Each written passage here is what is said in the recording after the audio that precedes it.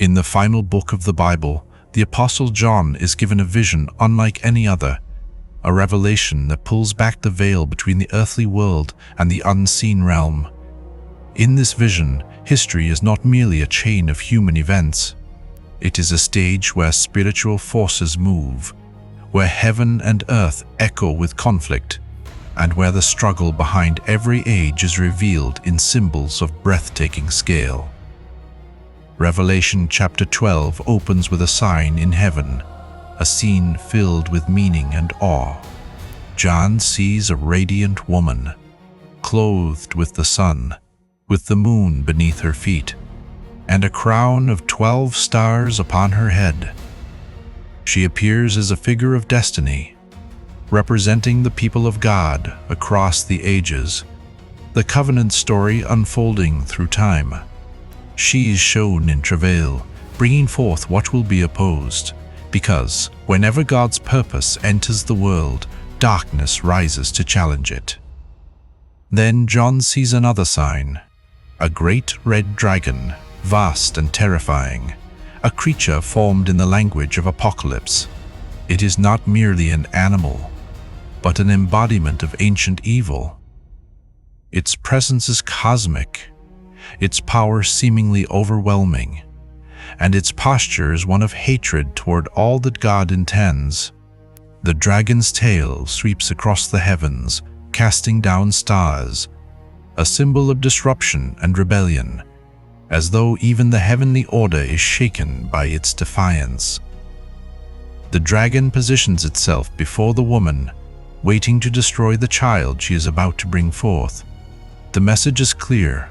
Evil does not merely oppose people, it opposes the promise of God itself. Yet the vision also reveals that the dragon is not the final author of history. The child is born and is caught up to God and to his throne, beyond the reach of the dragon's immediate grasp, and the woman flees into a wilderness place prepared by God, a reminder that divine protection exists even when the world becomes hostile. Then the vision shifts upward, into the heavens themselves, and the conflict becomes explicit. John declares that war arose in heaven. Michael and his angels fought against the dragon, and the dragon fought back with its own angels. Here Michael appears not as a gentle figure, but as a commander of heaven's armies, an archangel associated with protection and battle in the biblical imagination. He represents the justice of God moving against rebellion, the defense of what is holy against what seeks to corrupt it. The dragon is revealed as more than a monster. It is that ancient serpent, the one called the devil and Satan, the deceiver of the whole world. In other words, the dragon embodies the oldest lie, the attempt to replace God's rule with self-exaltation, the attempt to distort truth until creation itself loses its direction. The war in heaven is described with symbolic intensity. It is not a physical battle like human wars, but a spiritual conflict expressed in images of fire, light, and cosmic upheaval. Heaven, in John's vision, is not a distant peace that cannot be shaken. It is a realm where God's authority is supreme, yet rebellion has challenged that authority. The vision shows the confrontation of that rebellion and its defeat. Michael and the angels advance, pressing the dragon back. The dragon resists with fury, but its power has limits. John's words are decisive. The dragon was not strong enough, and no longer was there any place for it in heaven. That single statement carries enormous weight. It means that evil cannot remain where God's holiness reigns. It means deception cannot stand forever in the presence of ultimate truth. It means rebellion, no matter how loud, will eventually lose its place. And so, the great dragon is thrown down, cast out of heaven to the earth, and its angels are thrown down with it. The fall is described not as a gradual fading, but as an expulsion, a removal from a realm where it no longer belongs. John then hears a loud voice in heaven announcing victory, salvation, and power. And the kingdom of God have come, and the authority of his Christ has been established. The voice declares that the accuser of the brethren, Satan, who accuses God's people day and night, has been cast down.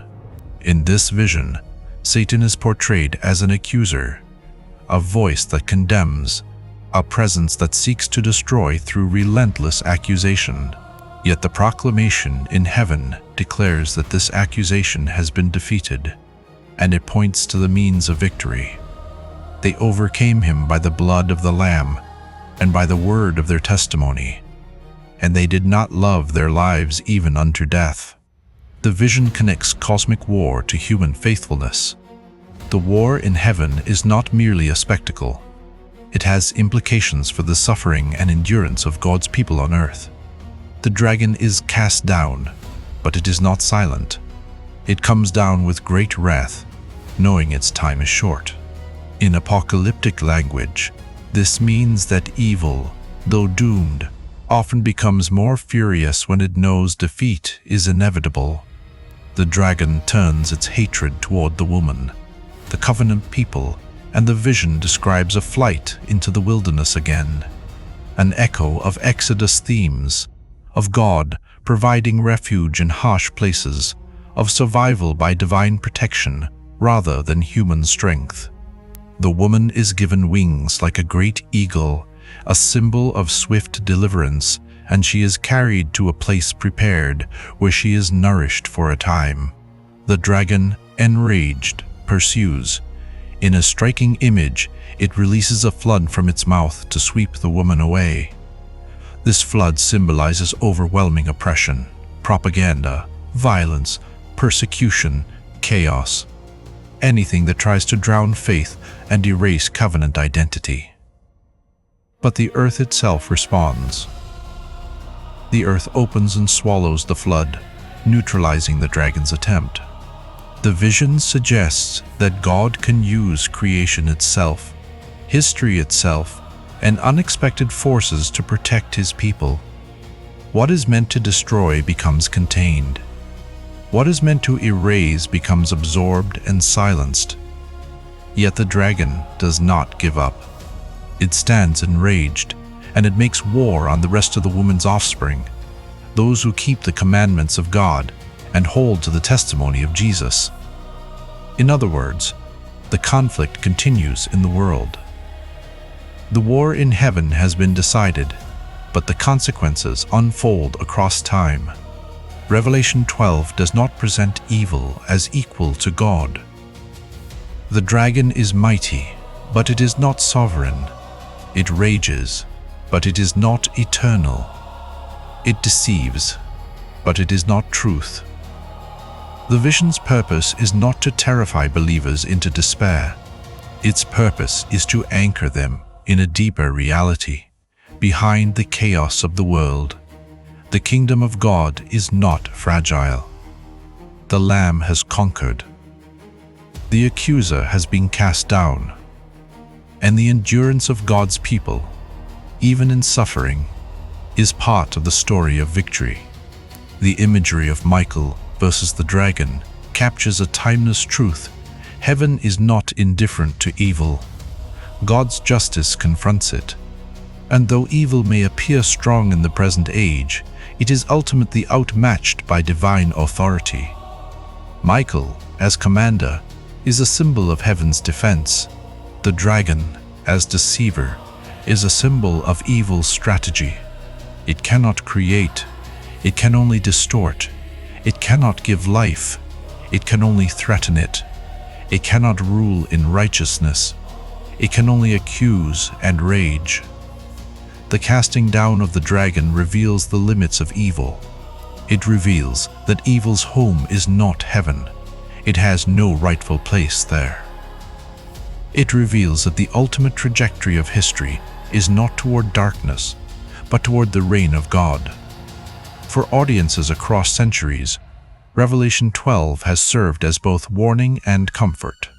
It warns that spiritual conflict is real, and that deception is not merely an ancient phenomenon, but a present danger. It warns that persecution and chaos are not random, but often connected to a deeper struggle against truth. Yet it comforts by declaring that evil is not the final word. Heaven has already proclaimed victory. The Lamb has already overcome. The accuser has already been condemned. And those who remain faithful, who cling to truth, who refuse to surrender their conscience, who endure with hope, share in that victory. When John describes the dragon as deceiver of the whole world, he is not merely describing dramatic evil. He is describing the way lies can spread through nations, cultures, and hearts. The war in heaven, then, is also a war for worship, a war for allegiance, a war for truth. The dragon seeks to turn hearts away from God, to replace devotion with fear, to replace hope with accusation. Michael and the angels represent the opposite: protection, righteousness, and the defense of God's order. Yet the most striking element in the heavenly proclamation is that victory is tied not only to angelic strength, but to the Lamb. The blood of the Lamb is the symbol of ultimate sacrifice and redemption. It is the declaration that evil cannot be defeated only by force. It must be defeated at the level of guilt, accusation, and spiritual bondage. The accuser loses power when forgiveness stands, when mercy cancels the charges that evil tries to weaponize. And the word of testimony, the faithful confession of believers, becomes a weapon against deception. In the vision, the dragon is cast down, but the world remains a battleground. This is why Revelation 12 is so cinematic. It holds together cosmic scale and personal endurance. It shows heaven's armies, but it also shows ordinary people persevering. It shows apocalyptic creatures, but it also shows refuge in wilderness.